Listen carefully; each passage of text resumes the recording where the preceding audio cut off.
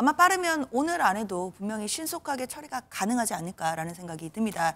뭐 늦어도 내일 안에는 될 것 같은데 뭐 오늘 하지 않을 이유는 사실 없다고 생각이 들기 때문에 즉시 탄핵 절차가 개시될 것으로 보입니다.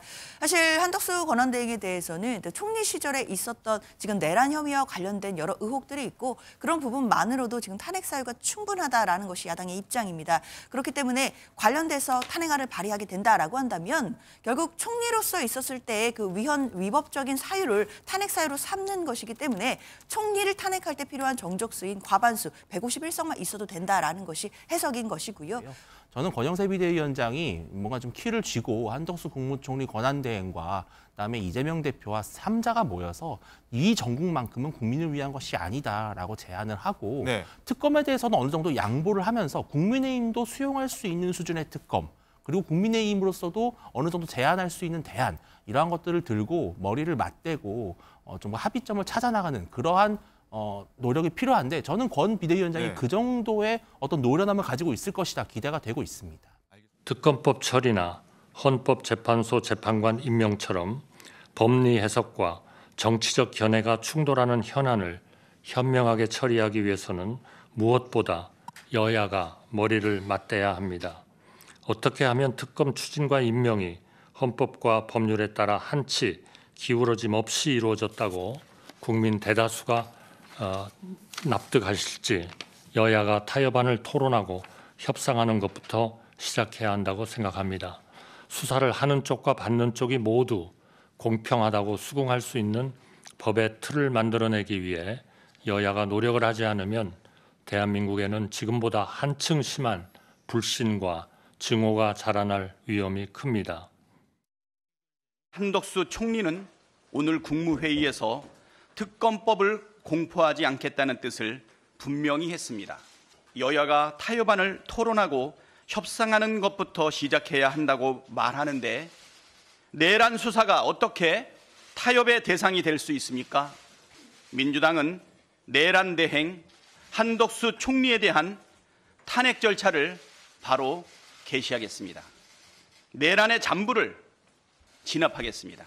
한덕수 총리 탄핵이 3분의 2 이상이 되어야 한다는 말은 틀렸습니다. 비록 직무가 정지되었지만 윤석열의 현재 신분은 대통령입니다. 두 명의 대통령이 동시에 존재할 수 없고 한덕수 국무총리는 국민이 선출하지도 않았습니다.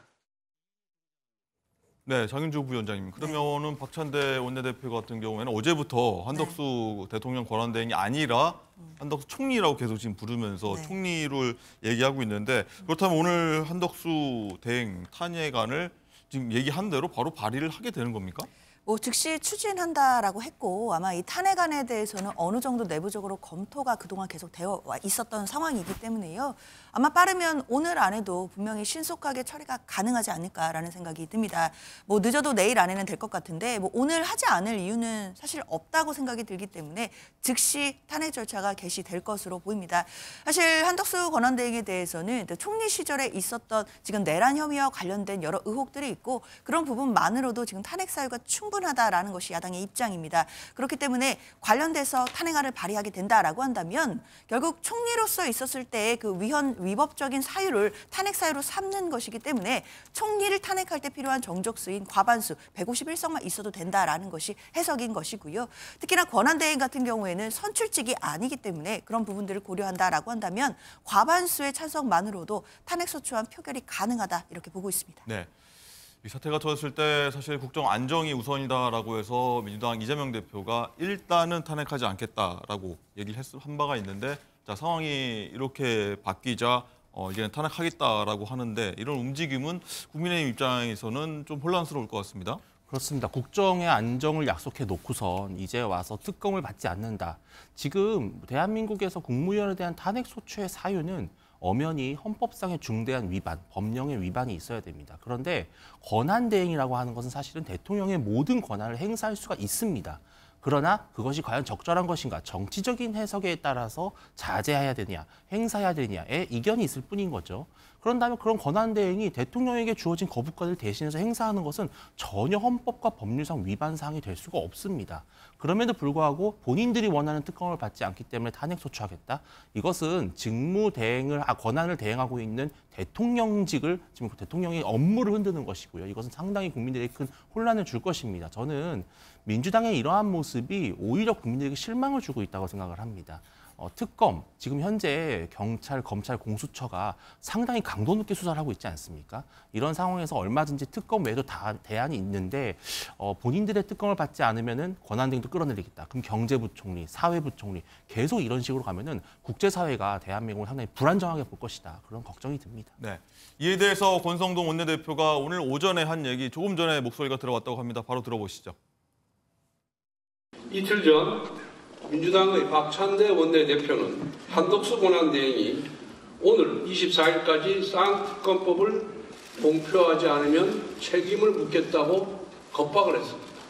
드디어 오늘은 아침 회의에서 탄핵안을 발의하겠다고 공언을 했습니다. 자기들의 요구를 들어주지 않으면 탄핵을 하겠다는 협박입니다. 마치 이틀 안에 돈을 입금시키지 않으면 보복하겠다고 협박하는 조폭과 다름없는 행태입니다. 지금 국무위원들 총원이 16명입니다. 예. 그중에 한 명은 박성재 법무부 장관, 지금 직무 정지 상태예요. 그러면 15명 중에 5명을 탄핵을 시켜버리면 예. 국무회의가 의결을 못합니다. 그렇죠. 국무회의는 3분의 2로 의결하도록 되어 있거든요. 그러면 아예 안 돼요.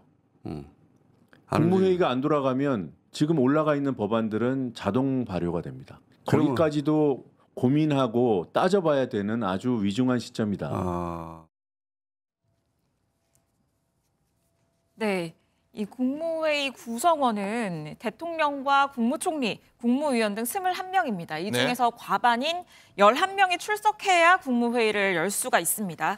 그런데 현재 윤석열 대통령 그리고 박성재 법무부 장관이 이미 탄핵으로 직무가 정지됐고요. 네. 그리고 공석인 장관들이 있어서 국무회의에 참석 가능한 구성원 자체가 16명이거든요. 그런데 지금 여기에서 한덕수 권한대행에 대해서도 탄핵을 추진하겠다고 하고 있고 여기에 더해서 장관 5명을 더 탄핵을 하게 되면 구성원이 10명이 됩니다. 그렇게 되면 최소 정족수보다도 더 적어지기 때문에 국무회의 자체가 열릴 수가 없게 된다는 겁니다. 여기에 대해서 이 총리실 관계자는 국회에서 넘어온 법률을 정부가 공포를 하지 못하는 상황이 되면 국회의장이 공포를 할 수 있는 것으로 안다라고 밝혔습니다. 그렇게 된다면 결국에는 민주당이 법안을 통과시키게 되면 이제 우원식 국회의장이 공포를 하는 이런 구조가 되게 되는 겁니다. 이런 국무회의 무력화 제안이 알려지면서 좀 논란이 확산하다 보니까 민주당은 개별 의원의 입장일 뿐이다라고 선을 그었습니다. 하지만 원내 대변인의 발언이었기 때문에 비판이 지금까지 이어지고 있는 상황입니다. 네, 윤주진 의원님. 예. 이게 개인 의견이라고 얘기했지만 뭐 예전에 사안 보면은 개인 의견이 사실 당 차원의 문제로 좀 나오는 경우도 있긴 있었거든요. 이게 실제로 이루어질까요? 또 이 부분에 대해서는 또 어떻게 좀 평가하시겠습니까? 그러니까 저는 전혀 개인 의견으로 보이지 않는 것이 지금 현재 민주당이 하겠다라고 하는 것이 그대로 노종면 원내대변인의 말을 통해서 나온 것입니다. 그러니까 지금 한덕수 권한대행 만약에 탄핵소추안 발의해가지고 통과시켰다고 가정을 해보겠습니다. 그러면 최상목 경제부총리가 권한대행을 하게 됩니다. 자, 그러면 또 무슨 압박을 하겠습니까? 특검 공포하라고 하지 않겠습니까? 특검 추천 후보자 의뢰하라고 압박하지 않겠습니까? 자, 만약에 최상무 부총리가 안 하겠다. 그럼 어떻게 하겠습니까? 또 탄핵하지 않겠습니까? 이게 노종면 의원이 말한 그대로가 지금 이미 앞으로 펼쳐질 예고편입니다. 저는 이것이 절대 개인 의견이 아니라고 보고요. 민주당의 이러한 모습에 국민들은 자, 윤석열 대통령의 비상계엄 선포에 대해서 책임을 묻고 탄핵 심판을 하는 것까지는 국민들도 찬성할 수 있습니다. 그러나 그럼에도 불구하고 나라는 정상적으로 돌아가야 되지 않겠습니까? 경제부총리가 권한대행을 하는 것과 국무총리가 권한대행을 하는 것은 하늘과 땅 차이입니다. 왜냐하면 대통령 다음으로 그나마 민주적 정당성을 가진 국무위원이 바로 국무총리입니다. 대통령이 지명을 했지만 국회의 동의를 받기 때문에 상당한 민주적 정당성이 담보되어 있는 그런 국무위원인데 만에 하나 국무총리마저 탄핵을 당하게 되면은 전혀 민주적 정당성이 없는 경제부총리가 권한대행을 하게 되고 그러면 국민을 대표할 수 있는 대표성이 상당히 떨어집니다. 이것은 국정에 불안정을 가져오기 때문에 저는 민주당에서 더 이상 이런 탄핵 퍼레이드를 좀 멈췄으면 좋겠다 말씀을 드리고 싶습니다. 장윤주 부위원장님, 탄핵 네. 퍼레이드다라고 얘기하는데 여권에서는 무정부 상태로 만들겠다는 거냐 이런 얘기를 하고 있는 것 같은데 실제로 이루어질 수 있는 겁니까? 어떻습니까? 실제로 이뤄질 수는 없다고 생각하고요. 저는 뭐 당내에서 이런 이야기들이 검토되거나 논의된 적은 없다고 알고 있습니다. 네. 왜냐하면 한덕수 권한대행에 대해서도 사실 처음에는 이 국정 안정이라는 그런 가치도 분명히 존재하는 것이기 때문에 이 내란을 수습하는 것도 중요하겠지만 국정 안정을 위해 탄핵 절차를 잠시 좀 유보시키겠다라는 이야기들이 더 많았었거든요. 그러나 지금 한덕수 권한대행이 하고 있는 행동들, 특히 상설특검은 이미 효력이 발생한 법안이고 검사 추천 의뢰를 권한대행이 해야 됨에도 불구하고 법안에는 지체 없이 하라고 돼 있습니다. 그런데 벌써 권한대행 체제가 된 지 열흘이 다 돼가는데 지금도 추천 의뢰를 하지 않고 있거든요. 그런 위법적인 사안들이 발견되고 있기 때문에 네. 결국에는 문제의식이 발동된다라고 생각이 듭니다. 그렇기 때문에 지금 뭐 국무위원 5명을 탄핵시킨다 뭐 이런 것은 지금 현실화되는 논의다라고 보기는 어려울 것 같고요. 네. 다만 권한대행에 대해서만큼은 지금 현재 국민들의 기대를 저버리고 있는 부분들 그리고 위법적인 부분들이 분명히 존재한다라는 측면에서 탄핵이 어쩔 수 없지 않겠느냐라는 입장으로 좀 보고 있습니다. 네. 윤 의원님 계속 이런 상황 뭐 탄핵과 거부권 행사하면은 뭐 탄핵시킬 수 있다. 퍼레이드라는 표현도 쓰셨는데 이런 혼란들이 계속 이어진다고 하면은 국민의힘에서는 이제 비대위가 이제 나왔는데 뭐 어떻게 대응을 해야 한다고 보십니까? 근데 저는 결국은 이러한 정국을 민주당도 부담이 되기 때문에 계속 이어갈 수는 없을 거라고 봅니다. 사실 지금 민주당은 좀 조급한 면이 없지 않아 있습니다. 왜냐하면 이재명 대표의 사법 리스크가 있고 또 최근에 이화영 경기부지사에 대해서도 또 2심에서도 중형이 선고가 됐기 때문에 조기 대선에 대한 갈급한 그런 마음이 있기 때문에 지금 현재 이 탄핵과 특검에 상당히 좀 열을 올리고 있죠. 그러나 그러면 그럴수록 이재명 대표 혹은 민주당의 지지율은 떨어질 수밖에 없을 것입니다. 네. 국정의 혼란에 대한 책임으로부터 자유로울 수가 없기 때문에 그런데요.